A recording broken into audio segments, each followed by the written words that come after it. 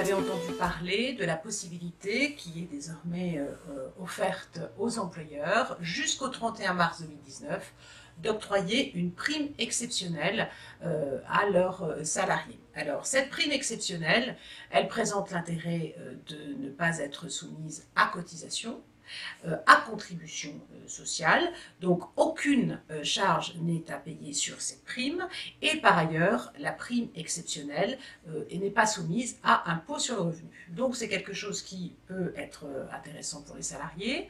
La prime ne peut pas dépasser 1 000 € et cette prime est octroyée par l'employeur à sa discrétion. Par contre, ce qu'il faut savoir, c'est que l'employeur peut procéder par décision unilatérale d'octroyer ou non cette prime, d'octroyer jusqu'à 1 000 € ou moins de 1 000 €. Donc, il peut procéder par décision unilatérale jusqu'au 31 janvier 2019.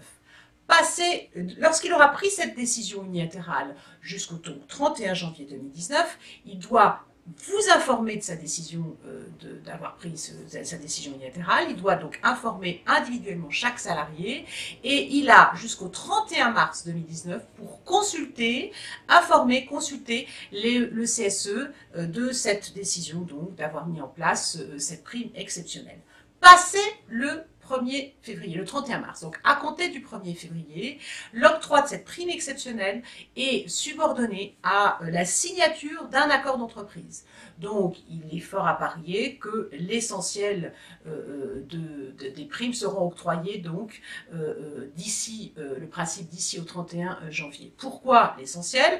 Parce que pour qu'il y ait accord, il va falloir qu'il y ait accord sur les modalités de versement de la prime. Et là, une instruction ministérielle vient d'être rendue qui éclaire sur les modalités d'attribution de cette prime. Alors, ça veut dire quoi? Ça veut dire que l'employeur va devoir fixer des modalités tout à fait objectives pour l'attribution de la prime et il peut faire moduler le montant de la prime en fonction d'un certain nombre de critères et notamment, il peut par exemple subordonner le versement de la prime à un critère d'absence, de présentéisme au cours de l'exercice 2018. Cette prime est réservée aux seuls salariés qui était à l'effectif au 31 décembre 2018 et l'employeur va pouvoir décider par exemple de moduler, de verser la prime en fonction au prorata donc de la rémunération des gens. Donc plus vous avez une forte rémunération, et bien plus vous aurez une prime importante. Et si vous avez une rémunération plus basse, vous pouvez avoir une prime moins importante. Donc l'employeur est libre de fixer des critères liés à la rémunération. Il est également libre de fixer des critères liés à l'absence, au présentéisme. Par contre, ce qu'il ne peut pas faire, c'est qu'il ne peut pas décider de ne pas donner cette prime à des salariés qui seraient en congé maternité, en congé parental d'éducation, etc.